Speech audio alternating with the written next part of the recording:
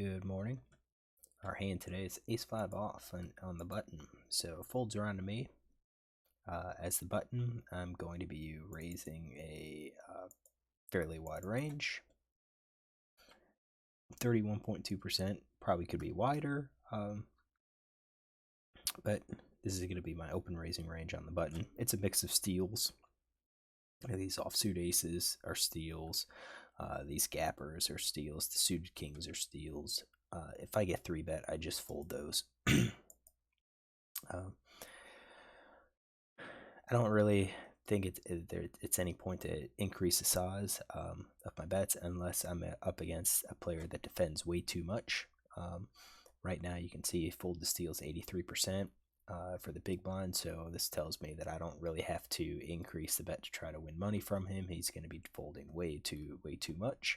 We don't really know much about villain 13, so 3 big blinds is fine, and villain 14 calls. Now, what kind of hands does villain 14 call with? Well, he didn't 3-bet, so we're going to take the pocket pairs out.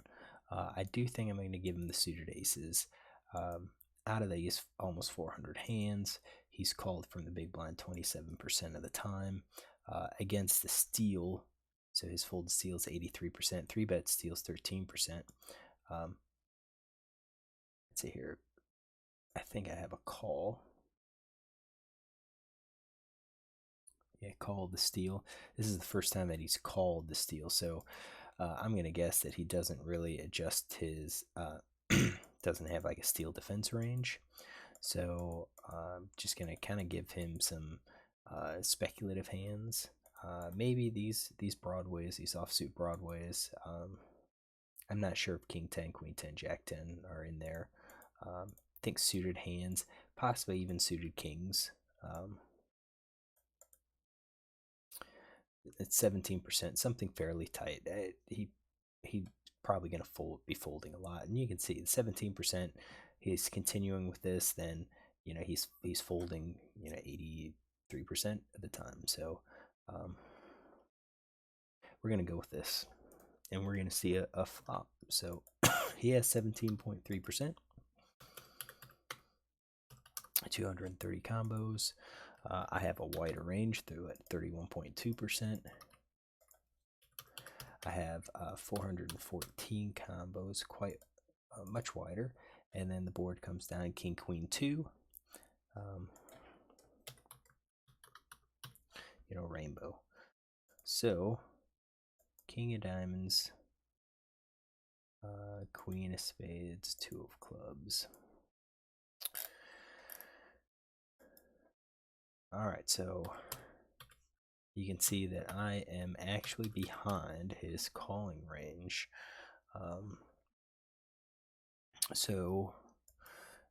I'm going to expect him to check basically most of his range. I do have donking the flop 7% of the time. I don't think this is necessarily a board that he would donk because it's both king and queen.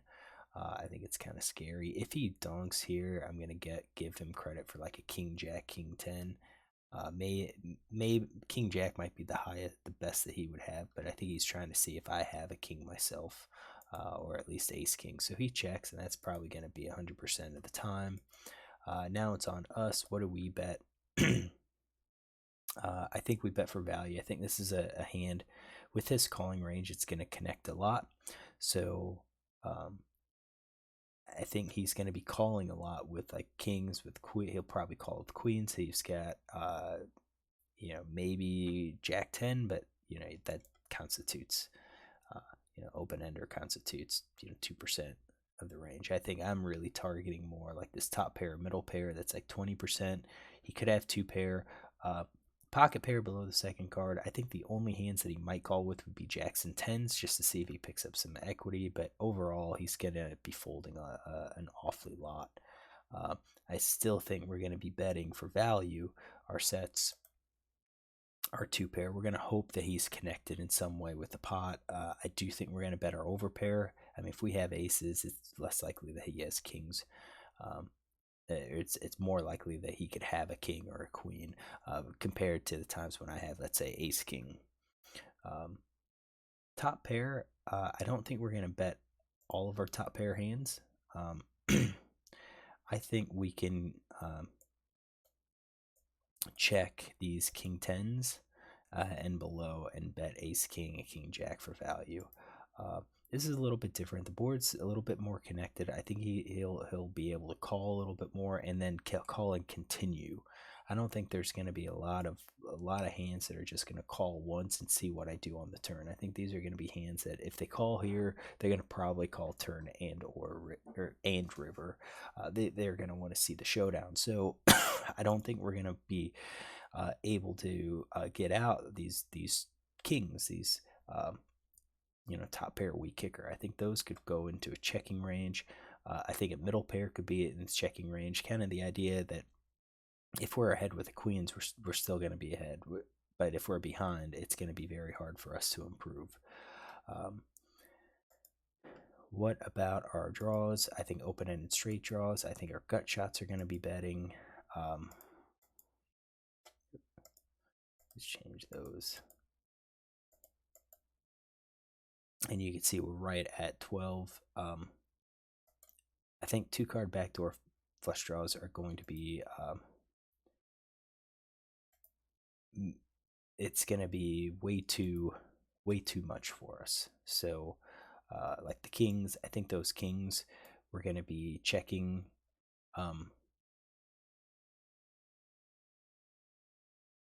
aces, suited aces. I think we're going to have some sort of draw with it. So I think with the ace 2, ace 3, ace 4, minus the ace 2, ace 3, ace 4, ace 5, we've got backdoor flush and we have backdoor wheel potential. I think the ace 10, ace jack are all like gut shots draws. So I think those are going to be raising. They're going to fall in with our gut shots. I don't think we're going to be betting king, queen, king, jack. I mean, those were our top pair type hands. I don't think we're going to be justified in betting like queen, jack, queen 10, queen 9. We're already going to be betting jack 10, and I think we're going to bet jack 9 as well. Jack 9 should give us the gut shot. Same thing, 10-9. I don't think we're going to be betting any of those.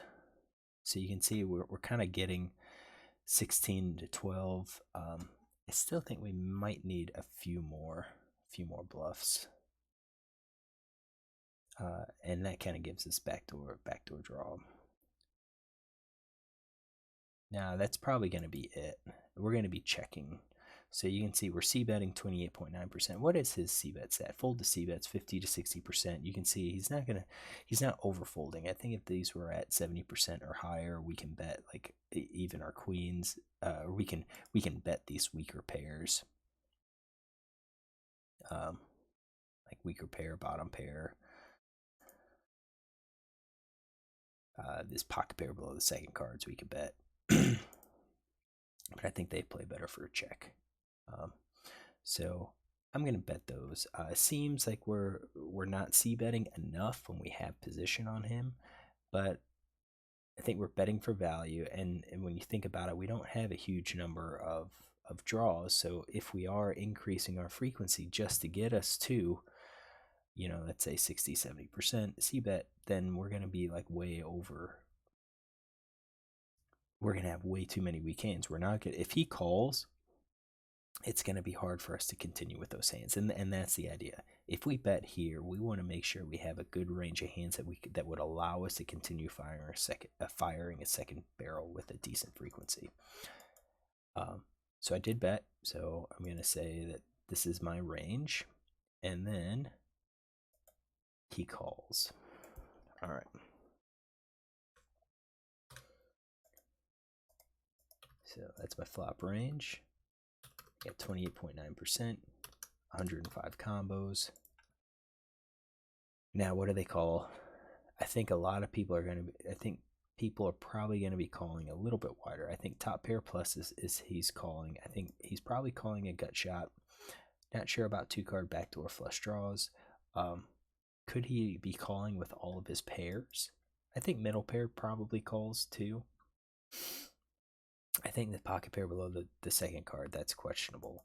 We'll include it. just to see what he does. But this is kind of, it depends on the player. I think, you only have, two big blinds invested because you called the three big blind raised. You can just fold this and say, you know what, it's too likely that he has a king or a queen, and I can't really withstand a lot of bets. So we're gonna go ahead and call this as his calling range. And you can see that our c betting range is going to be stronger. So he calls 74.8%. That's kind of a reason why, I think people c bet way too much in this situation, just because the board looks good, and I think I'm guilty of this as well. But that's why we're working on it. So Jack of Diamonds hits. That's going to continue a lot of people's, or hit a lot of people's draws. It's going to hit some hands. So, King Jack now has two pair. Queen Jack now has two pair. Jack 10 now has a pair with an open ender. What does he do? Villain checks. I don't expect him to bet at all. So I think now he's going to be, if we look at what is he going to continue with, I think he's continuing with open enders and flush draws. I think top pair plus, maybe even middle pair. If he doesn't believe that I have a king, he's going to call with that queen. But I think he's getting rid of the weak pairs, the jacks, as long as they're not part of like the gut shot.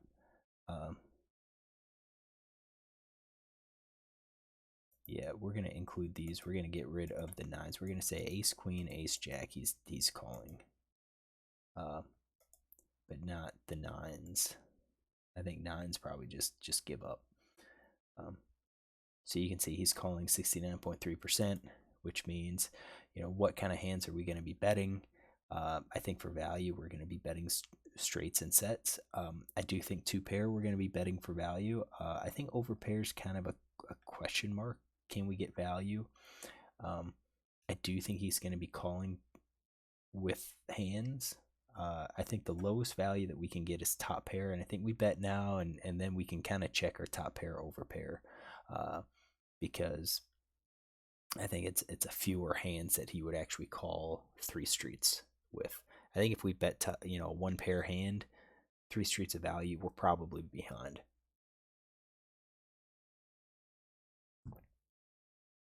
So I do think top pair plus. I think we're going to be checking behind the middle pair, the weak pair. Flush draw can still bet. Open ender, I think that's kind of the cutoff, I think. So we could do open enders. The gut shots, I think it'll be 50-50 if we c bet 100%, because that does kind of hit us. If we c bet 100% and he calls with the hands that he does have, you can see that we're going to be behind. But I still think, I think this is a spot. We've picked up the open ender. That jack could help us. We could have had king jack. We could have had king queen. We could have had queen jack. I do think this is a hand we're going to be content. That jack was a card that we should be firing again. And I didn't, and I messed up. So the question is, what hands would have checked? I guess maybe the gut shots are the ones that I would have checked. All right, or the jacks, or the nines. Maybe I checked the open ender, jack 10. I don't think so. I think those are all going to be betting. So let's do this. Get rid of those.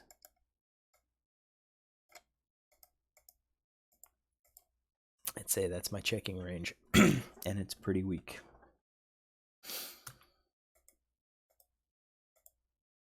All right, we'll go from there. Yeah, I don't think we're gonna really have a checking range here. I think this card actually did hit our range quite a bit. I think we can expect, folds about 50% of the time or so. and we should have continued firing. And even if he calls, we're doing it with hands that allow us then to check behind. So like top pair, over pair, maybe even the weaker pair, we could check behind.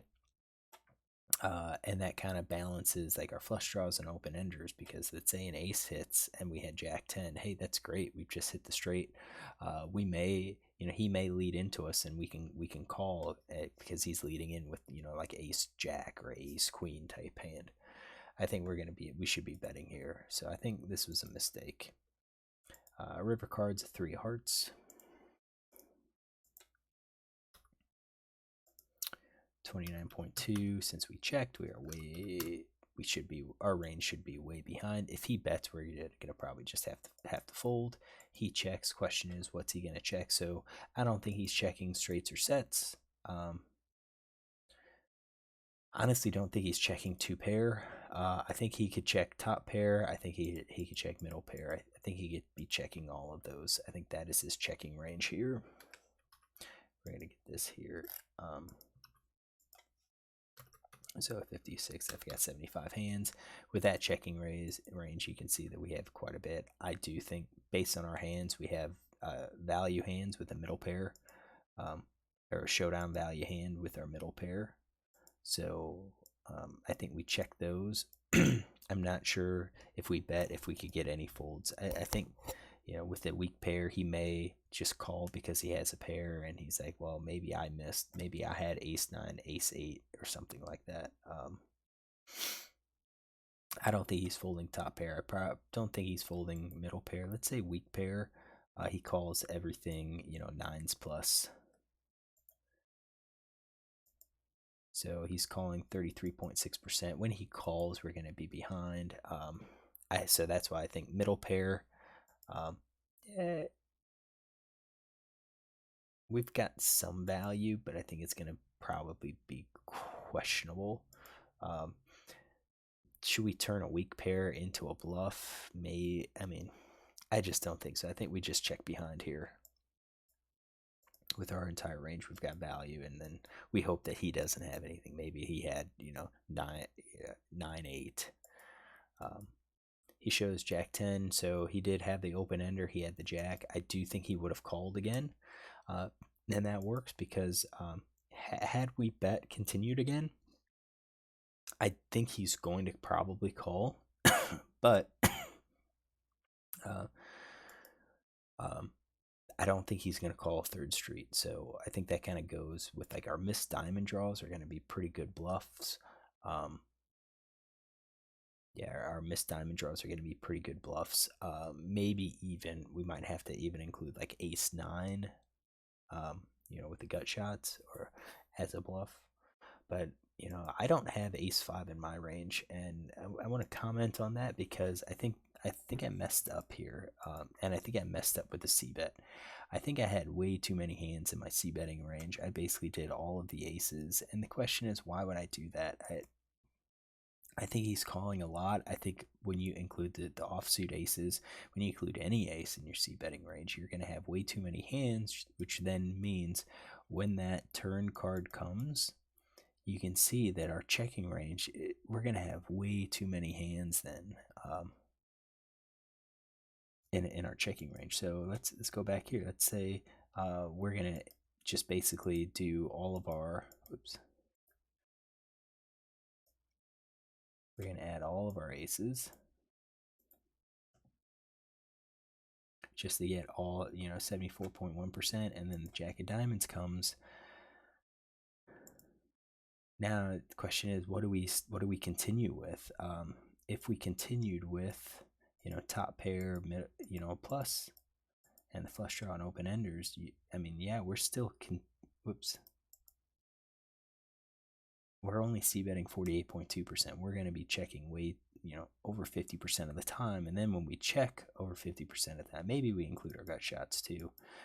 Gut shots would be a lot, because we'd have all of those aces. And then once we have the gut, so let's say this is our c-betting range. Then when that 3 of hearts gets there, you can see the breakdown is that, I'll have top pair a lot. I'll have a lot. But, I was only betting 48% of the time. So then the other 50% of the time that I checked, there, you can see that now it is basically ace high. It's majorly ace high. And once I check, then I expose myself to being bluffed. So, I called the flop, check behind. Now, for someone like me, I'm going to see this. And I called, um, on the flop, I was calling with these. As soon as he checks behind, I'm going to go. I'm going to make a bluff with a lot of these. Just going to bet, and I would probably bet the pot and expect him to fold a lot. So I think by raising this, by c-betting this, I have way too many hands in my continuance range, and that kind of set up situation where I'm not c-betting, I'm not barreling again enough on the turn. So those times when I don't barrel, I'm gonna have to give up. I don't have a strong hand, so I messed up here on the flop. I should have just checked. Um, could I check with stronger hands? Can I check with some stronger hands? Yeah. Maybe we could look at it and say ace king. Maybe the overpair we check, but we're in position. I think he's going to be calling with a decent frequency since he's the button, and he does seem to be a decent player. That I think we bet our top pair hands, over pair hands, to get some value because he's going to call the flop. He'll probably call the turn too. And the turn card just really helped our range as well. It give us the impression of two pair that we could bet again, and then we can continue firing that third barrel just to continue telling the story that hey, we have a big piece of this board, and we can get him to fold. All right. Hopefully you like this. If you did, look tomorrow for another hand.